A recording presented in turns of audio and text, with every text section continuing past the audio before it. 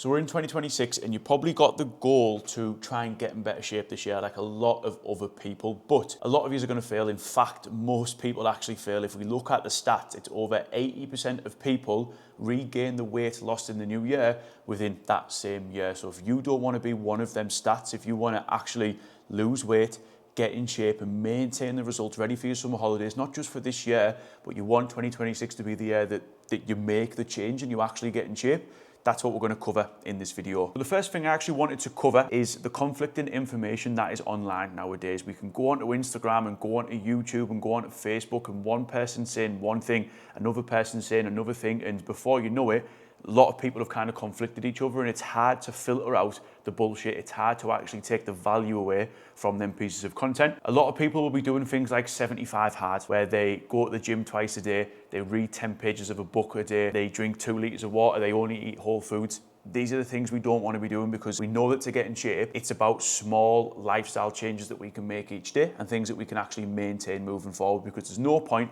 in doing 75 hard and losing 10 kilograms if we put 5 of that back on after the 75 hard, because that's what will happen. And for a lot of you, you just don't know where to start. Back to my point there in conflicting information, there's so much information online, you don't know who to listen to, and sometimes you can just take a step back and you're just thinking, who do I listen to here? I don't actually know where to start. So we're going to cover all that in today's video. So to get in shape, we need structure, we need routine, and we need clear planning. No one ever achieved anything just by throwing the kitchen sink. It doesn't even need to apply to getting in shape and dropping body fat. That can apply to anything in terms of business, in terms of personal growth, and any other goals that they've got. No one ever achieved great things by just not having a plan and just throwing the kitchen sink at it. So what I want you to do is get really fucking serious at planning ahead of time. I don't just want you to like wake up and scratch your head and think about what food you want to be eating, or think you'll go to the gym tonight. I want you to know when you're going to be planning your food, when you're going to be getting your steps in, and when you're going to be going to the gym. I want you to have a weekly schedule. I want you to know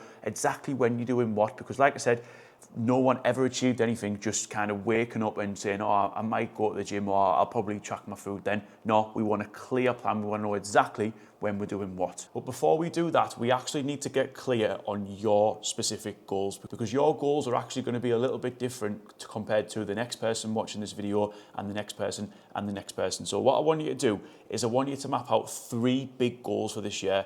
I don't want you to do 10, I don't want you to do 20, I just want you to do 3, because if we try and do a little bit too much here, it's going to be a little bit too much, and we won't actually end up achieving any of them. So instead of setting all these goals and only achieving maybe 1 or 2, I just want you to set 3 goals and try fucking hard to achieve them goals. They can be to do with weight loss. Okay, do you want to drop 3 stone? Do you want to fit into a medium-sized t-shirt? Do you want to fit into that size 8 dress? It can be to do with the gym. Do you want to go to the gym twice a week, every week for the full year? Do you want to hit a specific amount of weight on the barbell squat or the deadlift or the bench press? Do you want to run your first 5K? Do you want to run your first 10K? Do you want to run 10K in under an hour? Set these goals. I want you to pick 3 goals, and 3 goals only, for you to achieve this year. These goals need to be tangible. You can't just say, my goal is to lose weight, because define losing weight. Is that losing 1 kilo or is that losing 10? These need to be tangible goals. You need to have specific numbers with these. So a couple of goals you could say, I want to lose 15 kilo. I want to lose 5 inches off my waist. I want to get into a size medium. I want to run 10K in under 60 minutes. All these are tangible, all these have numbers connected to them. If you just say, I want to go to the gym and I want to lift heavier on my squat, what does that mean? So we need to get tangible with the goals, and they can be a mix of visual and performance goals, and I would always recommend that, because if you just have visual goals, you'll probably find you'll get a bit bored of that and it'll become very, very tedious. But if you have a mix of visual and performance, and by them, what I mean is visual is like how you look, and performance is like gym and fitness and running related, for example. So try and have a little bit of a mix of the two. Just need to be 1 to 3 goals. It can be 1, 2, 3, 4, maybe 5, but just have a list of goals that you definitely want to achieve by the end of the year. Let me just put this on Do Not Disturb, because people are texting me and it's doing my head in. Popular, must be popular. And I just want to say before I head into the next point that I've written down here, if you want to get access to a 90-day plan, which is going to help you lose 10 kilo in the next 90 days, I've put together a free video guide on how you can do that. It goes through the 5 points that I would focus on: nutrition, training, habits, progress tracking, and calorie burning, so steps and cardio. if you want to get that plan, which is going to help you lose 10 kilo in the first 90 days of 2026, I'll put the link in the description so you can get access to that. So now we are clear on your goals. What we need to do is reverse engineer from them. So this is something that I do with myself, and it's something that I do with my clients as well. So when new clients join, what we do is we say, right, we want to lose 30 pounds by July, let's say. Then we reverse engineer from that. So if we just do the maths now, so 30 pounds by July, so that is 7 months. So if we divide 30 by 7, we want to be seeing about £4.5 coming off every single month, sorry. So if we divide that by 4, we want to be looking to lose at least £1 a week all the way up till July. So see how that becomes a little bit more manageable. If we just say we've got this big goal to achieve, let's say for July this year, it can be a little bit scary because it's a big goal and it's quite far away. But if we break it down into chunks, if we want to lose just £1 a week, it becomes a little bit more manageable. And a bonus of doing that is you can start planning out what you need to do to see that pound come off each week. So we know we want to lose